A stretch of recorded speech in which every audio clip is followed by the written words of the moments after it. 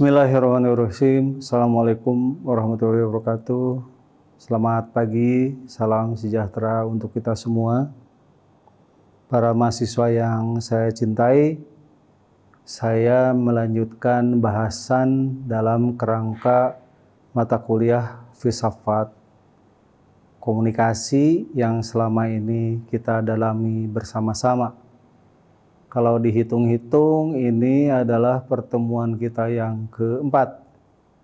Dan topik dalam pertemuan ini adalah sistematika filsafat. Saudara-saudara mahasiswa yang saya hormati, salah satu fungsi yang penting dari para ilmuwan, para dosen, para pengajar adalah memetakan kepada para peserta didik, murid atau mahasiswa mengenai ilmu yang sedang dipelajarkan. Tujuan dari penyampaian sistematika itu adalah untuk membuat agar para peserta didik, para murid, para mahasiswa bisa memahami cakupan mata kuliah yang sedang disampaikan. Dengan begitu terbentuk dalam kepala mahasiswa, oh ini duduk perkara dari ilmu yang sedang kita hadapi. Contohnya, pengajaran pengantar ilmu komunikasi berbicara mengenai bagaimana ilmu komunikasi itu disusun melalui sebuah ajaran yang sistematika. Dari mulai pengantar, dari mulai sejarahnya, sampai kemudian salah satu bagian penting adalah sistematika ilmu komunikasi. Contoh, ilmu komunikasi itu dibagi ke dalam beberapa bagian besar. Yang pertama, ilmu komunikasi antar persona. Komunikasi di antara dua orang, komunikasi di antara 2 atau 3 orang lebih. Itu salah satu cabang yang ada di sistematika. Yang kedua, misalnya kita mempelajarkan komunikasi kelompok. Komunikasi kelompok adalah komunikasi di mana sekelompok orang dalam sebuah grup bisa berkomunikasi. Dan yang terakhir tentu saja yang dipelajarkan adalah komunikasi massa. Komunikasi yang bertujuan untuk meyakinkan banyak orang di banyak tempat, di banyak waktu, dan seterusnya, dan seterusnya. Nah, dalam filsafat pun kita belajar seperti itu. Harapan saya tentu memberikan gambaran kepada para mahasiswa mengenai sebuah ilmu besar yang bernama filsafat, yang harus dipelajari oleh mahasiswa. Dan ketika mahasiswa akan menuju ke dunia itu, mahasiswa punya gambaran bahwa kita akan berjalan di sebuah jalan lurus yang bercabang-cabang sehingga kita bisa memahami, diharapkan, bisa memahami keseluruhan dari materi yang akan kita pelajarkan paling tidak dalam 1 semester ke depan ini. Karena itu saya tidak terlalu salah kalau saya mengajarkan mengenai sistematika dari pelajaran filsafat yang saya dapatkan dari Bagus Takwim tahun 2007, dan rasanya sih tidak akan terlalu banyak perubahan yang mendasar. Saudara-saudara sekalian, Bagus Takwim itu membagi filsafat ke dalam 3 objek besar.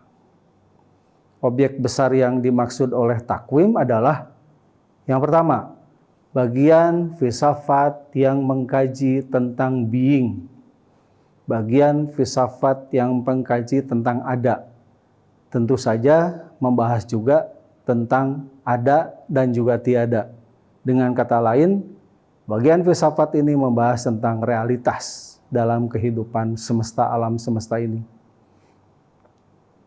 Yang kedua, bagian filsafat yang mengkaji tentang epistemologi. Epistemologi itu nanti kita sistematikan lagi, ada epistemologi dalam arti yang luas dan epistemologi dalam arti yang sempit. Nanti di bagian-bagian lain dari perkuliahan akan kita bahas sama-sama. Dan yang ketiga, yang tidak kalah pentingnya adalah bidang filsafat yang mengkaji mengenai nilai-nilai apa yang seharusnya dilakukan oleh manusia. Apa yang boleh, apa yang tidak boleh. Apa yang indah, apa yang tidak indah. Ada yang melanggar dan tidak melanggar. Bagian itu disebut sebagian dari aksiologi. Saya ulang. Filsafat being, filsafat epistemologi, dan filsafat aksiologi. Itu yang akan kita turunkan ke dalam turunan-turunan berikut ini. Kita mulai dari bidang yang pertama. Filsafat being itu terdiri dari dua bagian besar. Yang pertama, ontologi, dan bagian yang kedua adalah metafisika. Menurut Takwim, ontologi adalah cabang filsafat yang mengkaji mengenai yang ada dan keberadaannya tidak disangsikan lagi. Manusia itu ada dan keberadaannya tidak disangsikan lagi. Alam semesta itu ada dan tidak diperdebatkan lagi. Itu adalah bagian-bagian dari ontologi. Sementara metafisika adalah mengkaji mengenai ada yang masih disangsikan kehadirannya. Dia tidak kasat mata, dia bersifat abstrak, dia bersifat tidak bisa diindra, tapi dia itu ada. Misalnya, apakah kita tahu bahwa apakah kita pernah melihat ada sebuah objek yang bernama psike atau jiwa? Kita tidak pernah lihat, tapi kita merasakan bahwa jiwa itu yang menentukan karakteristik seorang manusia. Kita juga mengenal istilah ilusi, halusinasi, tidak pernah kita lihat bentuknya seperti apa, merah, putih, hitam, jingganya. Tapi ilusi itu ada, jiwa itu ada, halusinasi itu ada, sebagai kajian dari ilmu pengetahuan. Ada juga yang nanya, Pak, filsafat menggarap Tuhan enggak? Tentu saja, Tuhan sebagai sebuah objek bisa menjadi bahasan filsafat yang meskipun pendekatannya agak berbeda, tentu saja harus berbeda dengan pendekatan agama pada umumnya. Ini adalah epistemologi, kita dalami epistemologi karena bagian penting kalau mahasiswa ujian dari dosennya selalu bilang, sampaikan epistemologi dari penelitian Anda. Berarti dengan kata lain, kita harus mencoba meyakinkan dosen penguji mengenai pentingnya dari penelitian yang kita lakukan secara epistemologi. Bidang filsafat ini merupakan pengetahuan dan menjadikan pengetahuan sebagai objek kajiannya. Ini sudah masuk ke ranah filsafat ilmu ini. Beberapa ahli filsafat yang menyebutkan bidang ini sebagai epistemologi, namun dalam arti yang luas, mengkaji seluruh pengetahuan yang mungkin diperoleh, mulai dari asal-usulnya dan bagaimana cara mendapatkannya, sampai pengujian benar dan salahnya. Ini epistemologi, bagian yang paling penting dalam pengajaran filsafat. Dalam bidang ini terdapat 4 cabang filsafat yang ada. Yang pertama adalah epistemologi dalam arti yang sempit, epistemologi yang berbicara mengenai objek ilmu pengetahuan. Yang kedua, cabang filsafat ilmu yang berbicara mengenai dasar-dasar pemikiran dan keberadaan dari sebuah cabang ilmu. Yang ketiga, metodologi, dan yang keempat, filsafat. Ada mahasiswa yang suka tanya ke saya, bagaimana Pak kaitan antara filsafat, metodologi, dan logikanya? Saya bilang itu adalah sebuah rangkaian, di mana sebuah realitas dicari dari epistemologinya, kemudian dicari filsafat ilmunya, dan ditentukan metodologinya. Kualitatif, kuantitatif, pendekatan objektif, pendekatan positif, dan seterusnya, keluarnya dari epistemologi, kira-kira seperti itu. Dan logika adalah bagian penting ketika kita mencandra realitas, mengolah realitas itu menjadi sebuah metodologi, dan menarik kesimpulan Ketika kita bicara bahwa ada hubungan antara variabel X dan variabel Y, kita bicara tentang logika. Kita bicara tentang aturan-aturan dalam penarikan simpulan yang mungkin dicapai dalam sebuah penelitian. Ini ada juga kata takwim mengenai epistemologi dalam arti yang sempit. Kalau tadi dalam arti yang sangat luas dan sangat filsafati, kalau sekarang lebih membumi, yang mengatakan epistemologi dalam arti sempit merupakan cabang filsafat yang mengkaji hakikat pengetahuan yang ditelusuri melalui 4 unsur pokok, yakni sumber pengetahuannya berasal dari mana? Yang kedua, struktur pengetahuannya disusun seperti apa? Yang ketiga, keabsahan pengetahuan ditarik seperti apa? Dan batas-batas pengetahuannya ditentukan seperti apa? Saudara-saudara, yang namanya ilmuwan adalah orang yang sangat hati-hati di dalam membahas ilmunya. Jadi dia bicara tentang sumber pengetahuan dulu. Ini sumber pengetahuannya dari mana? Apakah masuk akal atau tidak? Yang kedua, struktur pengetahuannya seperti apa? Banyak ilmuwan sudah memetakan struktur pengetahuannya seperti apa. Seperti saya bilang tadi tentang struktur pengetahuan ilmu komunikasi. Kemudian apakah penelitiannya absah? Apakah penarikan simpulannya absah? Dan batas-batas mana kita boleh meneliti segala sesuatu yang ada hubungannya dengan logika kita. Pengetahuan di sini adalah pengetahuan umum atau pengetahuan sehari-hari alias knowledge, serta pengetahuan yang berguna bagi manusia secara praktis alias eksistensial pragmatis mengenai filsafat ilmu atau filsafat sains. Filsafat ilmu atau filsafat sains hampir dipelajarkan di semua pendidikan tinggi di Indonesia, baik itu dalam pengetahuan sosial maupun pengetahuan bukan sosial. Semua calon dokter, semua calon ahli geologi, semua calon pendidik, semuanya pasti belajar mengenai filsafat ilmu pengetahuannya. Apalagi prodinya prodi filsafat. Filsafat ilmu pengetahuan merupakan cabang filsafat yang mengkaji ciri-ciri dan cara-cara memperoleh ilmu pengetahuan alias sains. Mengkaji ciri-ciri dan cara-cara untuk mendapatkan pengetahuan tersebut. Pengetahuan yang dikaji berbeda dengan pengetahuan pada epistemologi dalam arti sempit. Dalam filsafat ilmu pengetahuan yang menjadi objek adalah pengetahuan ilmiah alias sains. Saya ingin membedakan dulu apa yang disebut sebagai knowledge dan apa yang disebut sebagai science. Knowledge adalah fungsi tahu dari manusia. Apapun juga yang diketahui oleh manusia itu disebut sebagai knowledge. Tentang sesuatu yang nyata, sesuatu yang tidak nyata, tentang hari ini, tentang besok, tentang kemarin, itu adalah knowledge.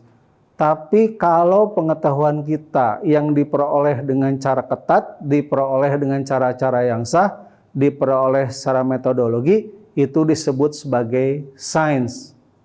Diperoleh melalui metode tertentu, logis dan teruji kebenarannya. Teruji kebenarannya adalah faktor penting di dalam sains. Sementara metodologi adalah cabang filsafat yang mengkaji cara-cara dan metode ilmu pengetahuan untuk mendapatkan pengetahuan secara sistematis, logis, dan valid serta teruji. Ini nih bedanya kalau kita belajar tentang ilmu berenang, kita belajar tentang ilmu memancing, kita belajar mengenai ilmu terbang misalnya, kita tidak berbicara tentang sesuatu yang valid dan sesuatu yang teruji.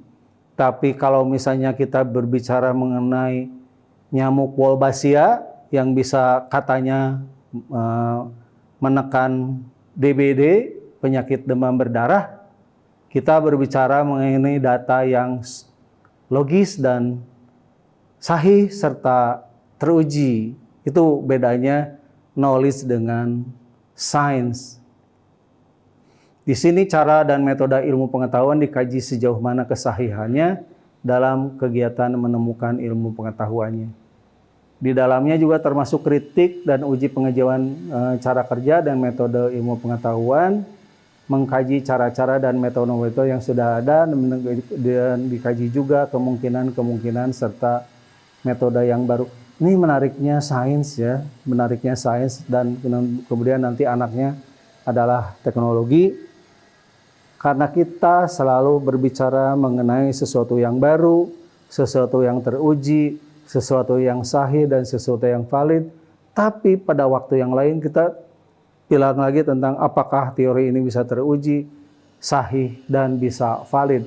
Jadi keseluruhan itu adalah sebuah lingkaran yang tidak terputus sampai kemudian kita menemukan sesuatu yang bisa kita temukan di ilmu pengetahuan seperti sekarang ini. Ini barangkali suka dilupakan oleh orang bahwa logika adalah bagian yang tidak terpisah dari filsafat ilmu. Logika adalah sebuah kajian yang mempelajari teknik dan kaidah penalaran. Bahasanya adalah penalaran. Menalar adalah menarik sebuah simpulan atau pemikiran berdasarkan kaidah-kaidah yang sah.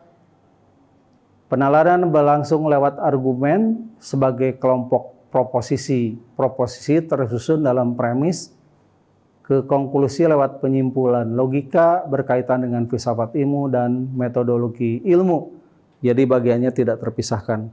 Yang pertama filsafat ilmu, yang kedua metodologi ilmu, dan yang ketiga adalah logikanya. Karena itu wajib bagi seorang mahasiswa untuk mempelajari logika agar penarikan kesimpulan tidak menceng kemana-mana. Proposisi adalah pernyataan untuk mengiyakan dan menyangka sesuatu yang dapat diuji coba. Di dalamnya termasuk bahasa kognitif. Proposisi itu misalnya, bila Anda menggunakan nyamuk Wolbachia, maka simpulannya nanti DBD akan sangat menurun. Itu adalah proposisi. Dan secara umum ini bisa dikembangkan nanti di kuliah-kuliah berikutnya. Ada dua argumen, yaitu argumen induktif dan deduktif. Kedua-duanya mendapatkan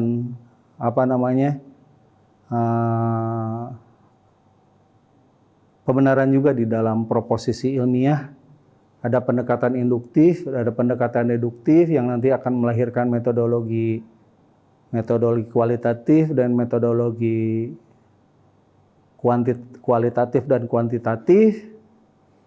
Induktif bergerak dari premis-premis khusus ke kesimpulan. Manusia satu kenyang, manusia kedua kenyang, manusia ketiga kenyang, ketiga-tiganya mendapat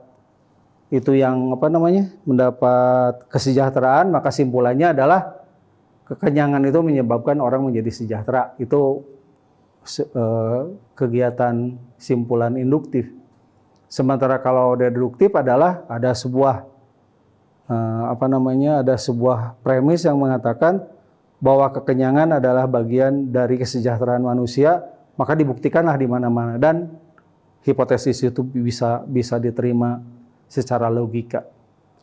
Ini barangkali bagian terakhir ya, kajian aksiologi. Kajian aksiologi juga penting di dalam pembahasan filsafat, yang terdiri dari dua cabang besar. Yang pertama cabang etika, dan yang kedua adalah cabang estetika. Etika adalah cabang filsafat yang mengkaji nilai apa yang diberikan dengan kebaikan dan apakah itu berperilaku baik. Jadi ilmuwan tidak cukup hanya dengan pintar, jadi ilmuwan tidak cukup dengan menemukan sesuatu, dengan ilmuwan tidak cukup hanya dengan bergelar tinggi setinggi-tingginya, tapi yang dituntut dari seorang ilmuwan, sama juga barangkali dengan kiai, adalah perilaku baik. Baik kepada orang lain dan baik kepada kemanusiaan. Disiplin ilmu yang mempelajari nilai-nilai dan pembenarannya. Pokok permasalahan disiplin itu sendiri, nilai-nilai hidup manusia yang sesungguhnya, dan hukum-hukum tingkah laku manusia. Etika juga mempelajari tentang moral. Memang agak aneh juga ya, ilmu mempelajari tentang moral. Etika bukan sekumpulan perintah atau larangan, tetapi merupakan sistem yang dianut oleh para ilmuwan. Nah ini barangkali lebih cocok diajarkan ke anak-anak komunikasi tentang estetika, tentang keindahan, tentang bagaimana menyampaikan pesan dengan sebaik-baiknya, baik pesan lisan maupun bukan lisan, baik pesan grafis maupun bukan grafis, karena keindahan adalah sesuatu yang dicintai oleh manusia. Baik, para mahasiswa, ini hanya pandangan lain dari Hendrik Rapar. Epistemologi, metafisika, logika, etika, dan estetika sebetulnya seperti yang saya sampaikan tadi. Para mahasiswa yang saya cintai, terima kasih atas perhatiannya. Minta maaf atas segala kekurangannya. Saya tutup dengan Assalamualaikum warahmatullahi wabarakatuh.